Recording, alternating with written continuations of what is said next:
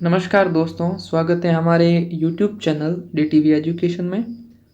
पिछले वीडियो में हमने LDC भर्ती परीक्षा के बारे में बात की थी और उसका विस्तृत पाठ्यक्रम देखा था। पाठ्यक्रम में हमने जैसा कि देखा कि 2 पेपर इसके अंतर्गत आयोजित करवाए जाते हैं। फर्स्ट पेपर में एक एक पोर्शन जीके से संबंधित होता है जिसमें 50 प्रश्न आते हैं। सेकंड है वो दैनिक विज्ञान का है और थर्ड पोर्शन है वो गणित का है। तो पहले हम है वो अपने फर्स्ट पेपर के लिए जो मैंने बुक सेलेक्ट की है वो मैं आपको बता देता हूँ। अगर पहले से ही आपके पास कोई रेफरेंस बुक है तो वही पढ़ें, ये लाने की आवश्यकता नहीं है। अगर आपके पास किताबें नहीं हैं, आप आज ही या फिर नेक्स्ट टाइम में परचेज करना चाहते हैं इस भर्ती परीक्षा के लिए, तो आप कोशिश करिए कि ये किताबें लाएं ताकि आपको थोड़ा फ़ायदा हो सके।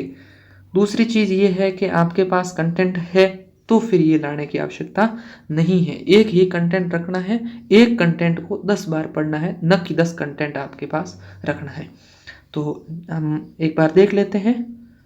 अगर आपके पास सिलेबस प्रिंट आउट नहीं है तो सबसे पहले आप अपना सिलेबस प्रिंट आउट निकालें। एक बार के लिए जैसे वीडियो चल रहा है आप अपने मोबाइल फ़ोन में या फिर किसी अन्य फ़ोन में सिलेबस पाठ्यक्रम देखिए। सबसे पहला बिंदु लिखा है सामयिक मामले, राष्ट्रीय एवं प्रादेशिक स्तर की प्रमुख घटनाएं एवं मुद्दे तथा संबंधित संगठन तथा संस्थाएं। ये पोर्शन आपका है वो अंतर्राष्ट्रीय क्रोनोलॉजी आती है। पहले ये लगभग 15 रुपए की आती थी, आजकल ये 20 रुपए की लगभग आती है। तो ये आपको हर मंथ परचेज करनी है। आपका शायद अगस्त एग्ज़ाम है, तब तक के लिए 7 महीनों की आपकी 7 क्रोनोलॉजी होगी। 7 क्रोनोलॉजी को आपको ढंग से पढ़ना है बस। इसमें देख लेना है कि प्रमुख घटनाएं, मुद्दे एवं संगठन एवं संस्थाएं, प्रमुख संस्थाओं के बारे में कौन अध्यक्ष बने, कौन, ये आपको थोड़ा बहुत अपडेट रहना है। 7 क्रोनोलॉजी आपको जनवरी ये 2022 की है, मैंने एज ए आपको रेफरेंस के लिए बताई है। आपको 2024 जनवरी से अगस्त तक का करंट अफेयर तैयार करना है, ठीक है। अब आपका पहला बिंदु करंट अफेयर, सामयिक मामले, मुद्दे आपका कंप्लीट हो गया। अंतर्राष्ट्रीय क्रोनोलॉजी आपको हर मंथ की परचेज करनी है। शायद 1 तारीख को आ जाती है और 2 तारीख को आपको रेगुलर कंटिन्यू पढ़ना, आपको स्किप नहीं करना बिल्कुल भी। और उसके आप शॉर्ट नोट्स भी बना सकते हो, ना भी बनाओ तो कोई बात नहीं, आप हाईलाइट कर दीजिए क्रोनोलॉजी के अंदर ही कि मुझे वापस रिवीजन करते समय ये टॉपिक, ये बिंदु मुझे वापस पढ़ने हैं। अब बात करते हैं अपने भूगोल एवं प्राकृतिक संसाधन की। इसमें भारत की पारिस्थितिकी एवं वन्य प्राणी, सिर्फ इतना टॉपिक दे रखा है। अब इस टॉपिक में से ऐसा तो है नहीं टोटल 50 प्रश्न आएंगे कि 50 के 50 सिर्फ भारत के भूगोल से आएंगे, तो ज़्यादा भटकने की आवश्यकता नहीं है। अगर आपके पास महेश कुमार बरनवाल की किताब है तो ये किताब आप पढ़ सकते हैं। अगर नहीं है तो कोई बात नहीं, आप रेफरेंस कोई गाइड लेते हैं उसमें से पढ़ लीजिए।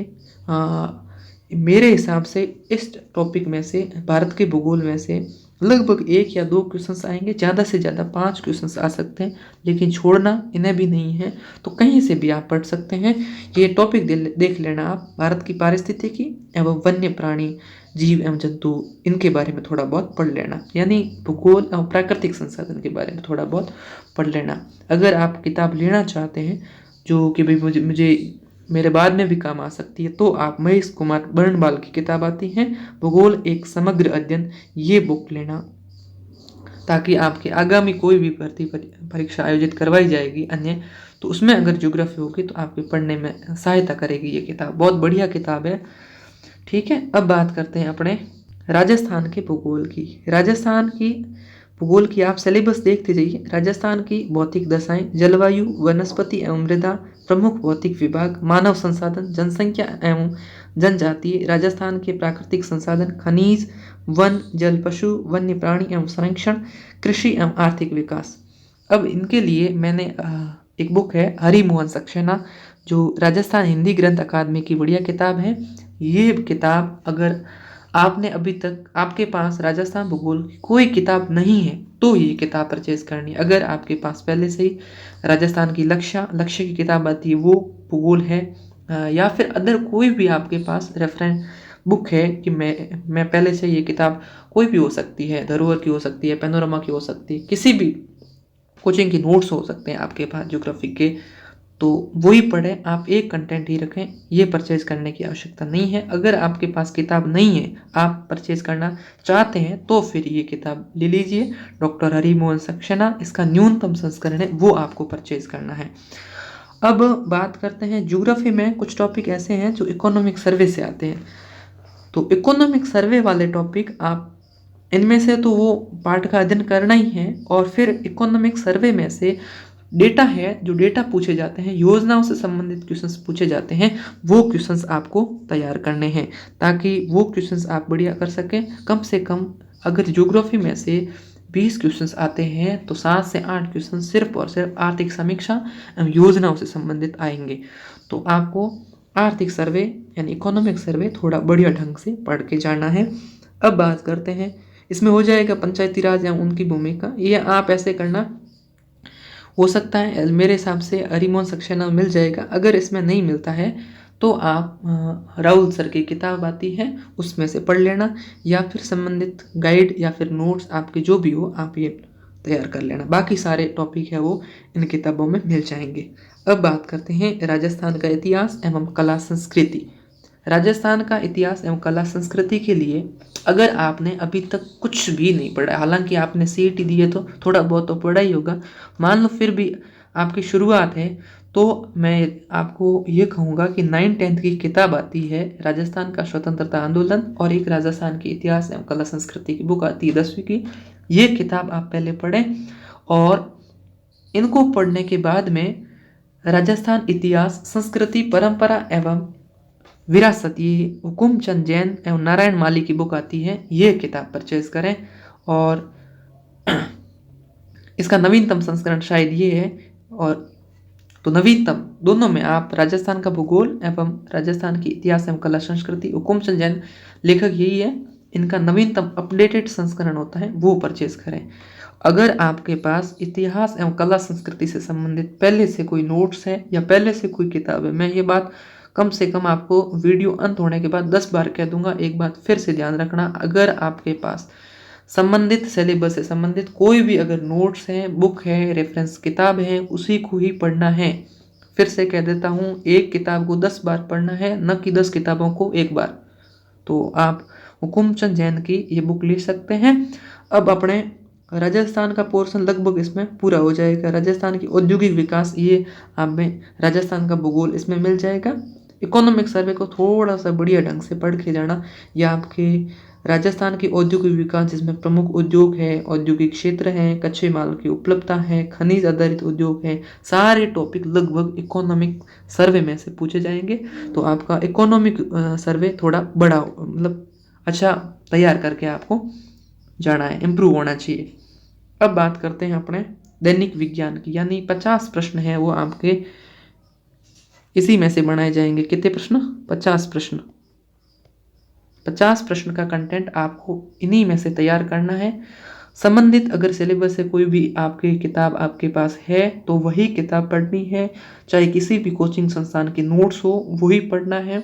अगर आपके पास नोट्स एवं किताब नहीं है तो ये किताब आप परचेज कर सकते हैं। दावे के साथ कह सकता हूँ 50 से ज़्यादा प्रश्न आपके 40 से ज़्यादा प्रश्न इन किताबों में से आपके आ जाएंगे 50 में से। अब आगे बढ़ते हैं और अपने दैनिक विज्ञान सिलेबस को आप साथ में खोल के रखें ताकि आपको समझने में आसानी होगी। अब हम दैनिक विज्ञान जो कि एवरीडे साइंस है उसके बारे में देखते हैं। साइंस का सिलेबस बहुत बड़ा दे रखा है, आपको घबराने की आवश्यकता नहीं है, क्योंकि यह सिलेबस बड़ा है लेकिन यहाँ से आप नंबर गेन कर सकते हैं, बहुत ही बढ़िया नंबर गेन कर सकते हैं। 50 में से आप इसमें भी 40+ नंबर आराम से ला सकते हैं, पर आपको बहुत बढ़िया तैयार करना। देखिए फर्स्ट भाग में आपको बहुत ज़्यादा बुक पढ़नी पड़ेगी, ठीक है ना, लेकिन दैनिक विज्ञान में आपको सिर्फ सेलेक्टिव में 3 बुक कह रहा हूँ, आप इनमें से भी सिर्फ इंसाइक्लोपीडिया को पढ़ सकते हैं। इसके अलावा आपके पास कोई भी कोचिंग संस्थान के या अन्य कोई भी रेफरेंस बुक है वो पढ़ लीजिए, सफिशियंट है।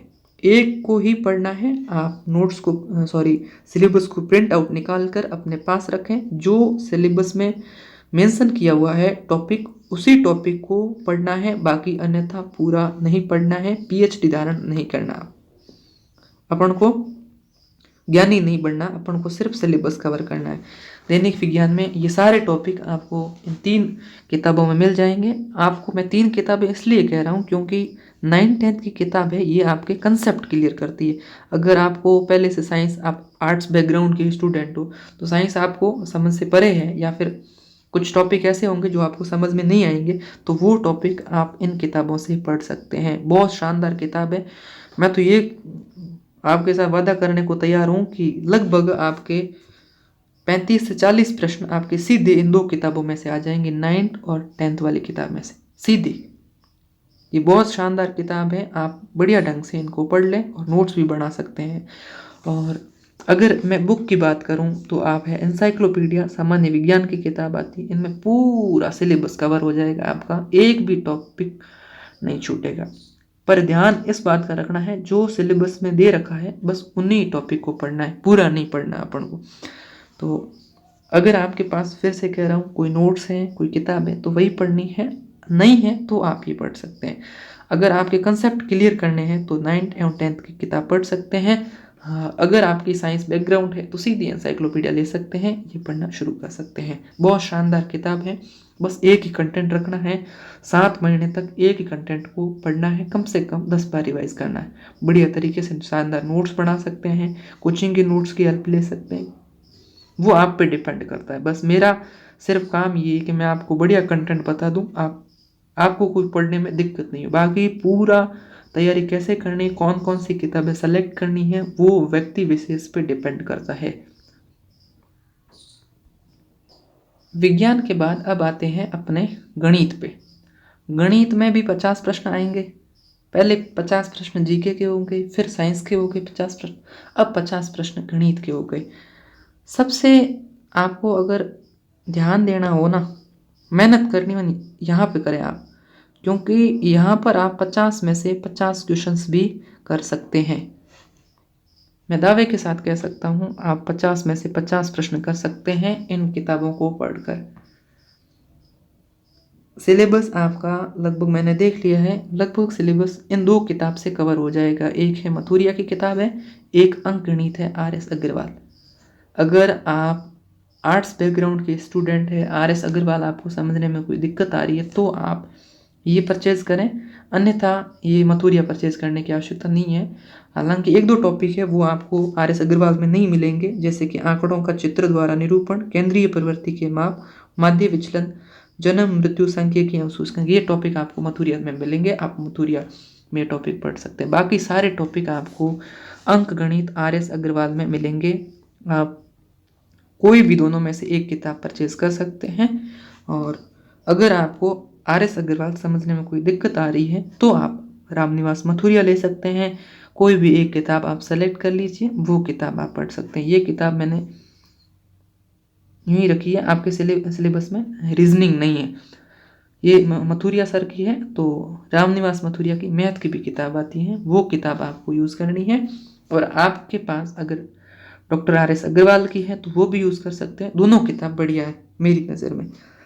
ठीक है, आपके गणित के 50 प्रश्न यहाँ से हो सकते हैं। बहुत बढ़िया मेहनत करनी है, गणित में आप 50 में से 50 भी क्वेश्चन कर सकते हैं, बाकी सब्जेक्ट में आप नहीं कर सकते हैं, ये बात ध्यान रखना, आपकी मेरिट को ये बढ़ाएगा। अब अपने फर्स्ट पेपर का जो था वो कंप्लीट हो गया, गणित हो गई, ये साइंस हो गई, और अपने फर्स्ट भाग का ये हो गया, जीके वगैरह ये हो गया। ठीक है, स्क्रीनशॉट ले सकते हैं, आप चाहे तो लिख सकते हैं। अब आते हैं अपने सेकंड पेपर पे। सेकंड पेपर में सामान्य हिंदी और जनरल इंग्लिश दे रखी है। सामान्य हिंदी के सभी टॉपिक आपको कोई भी में ये आप अपने हिसाब से किताब का चयन कर सकते हैं।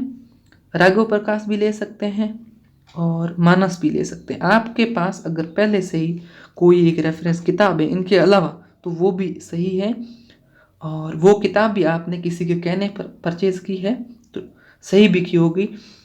साथ साथ में 9th-10th की एक व्याकरण की किताब आती है, ये तो आप हमेशा पढ़ते रहिए, ये किताब आप बढ़िया तैयार कर लें। और इन 2 किताबों राघव प्रकाश और मानस में से एक किताब आप परचेज कर सकते हैं, और एक किताब ही आपको पढ़नी है। लगभग पूरा सिलेबस कवर हो जाएगा। अगर मान लो सिलेबस कवर नहीं होता है तो कोई एक आधा टॉपिक हो सकता है, रह सकता है, तो आप जो गाइड परचेज करते हैं, पहले मैंने बात की, किसी भी पब्लिकेशन की हो सकती है, गाइड परचेज करते हैं, उसमें से जो बचे हुए टॉपिक, एक आधा टॉपिक बचेगा, वो टॉपिक वहाँ से पढ़ सकते हैं। अब जैसे कि कार्यालय पत्र है, उनके एक दो सवाल आएंगे लेकिन महत्वपूर्ण है, वो किसी गाइड में से आप पढ़ सकते हैं। और बाकी बाकी सारे टॉपिक है वो आपके राघव प्रकाश और मानस पब्लिकेशन से क्लियर हो जाएंगे। आपको एक बात हमेशा याद रखनी, आधा टाइम आप अगर मान लो दिन को आज से ही 10 घंटे पढ़ना शुरू करते हैं, कितने घंटा, 10 घंटा पढ़ने शुरू होते हैं, तो आपको 5 से प्लस घंटे सिर्फ और सिर्फ हिंदी और इंग्लिश को देने हैं, अगर आप एलडीसी में सिलेक्शन चाहते हैं। तो अगर आप 12 घंटे पढ़ते हैं तो 6 घंटे हिंदी और इंग्लिश पढ़ें, क्योंकि सेकंड पेपर पूरा और पूरा आपका इसी पे डिपेंड होगा, हिंदी और इंग्लिश।